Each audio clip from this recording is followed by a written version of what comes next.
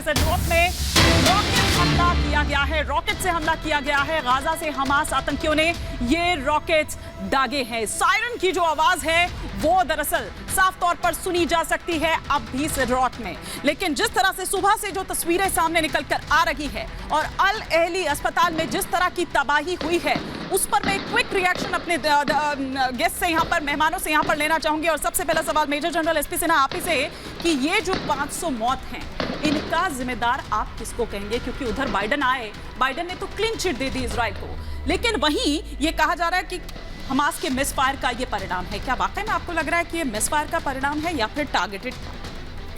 देखो, कोई भी जब इंसिडेंट होता है या एक्शन होता है उसके पीछे कॉस्ट बेनिफिट एनालिसिस मैनेजमेंट में हम लोग को सिखाया जाता है कि क्या पाओगे क्या खोओगे।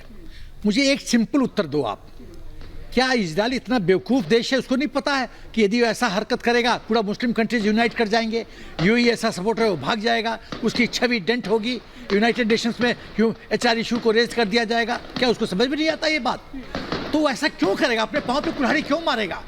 तो ये किसी न किसी की हरकत है, शैतानी है कि वो जानते हैं कि मुस्लिम कंट्रीज डिवाइडेड है, यूनाइट करो।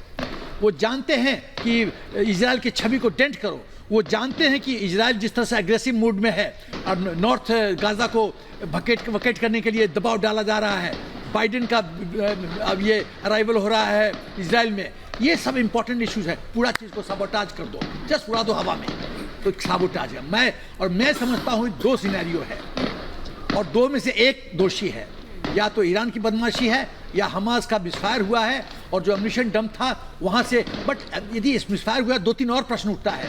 पार्किंग में रात के 2 बजे कोई 500 आदमी बैठा रहता है, बताओ कोई हॉस्पिटल में, बताओ कोई हॉस्पिटल में 500 आदमी बैठा होता है तो कहीं ना कहीं ये वेल प्लान्ड अटैक है और पूरा मतलब बाइडेन के 24 घंटे आने से पहले ये आग लगा दी गई है।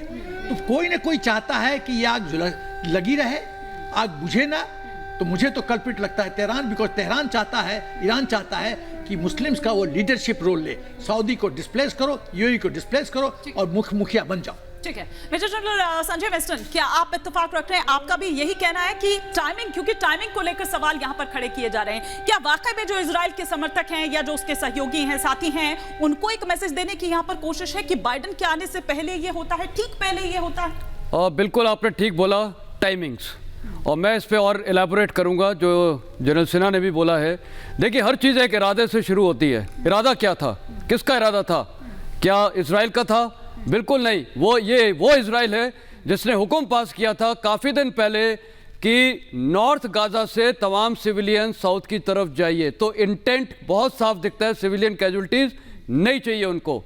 चाहिए किसको? ये हमास को चाहिए, ईरान को चाहिए। कारण मुस्लिम वर्ल्ड को यूनाइट करना।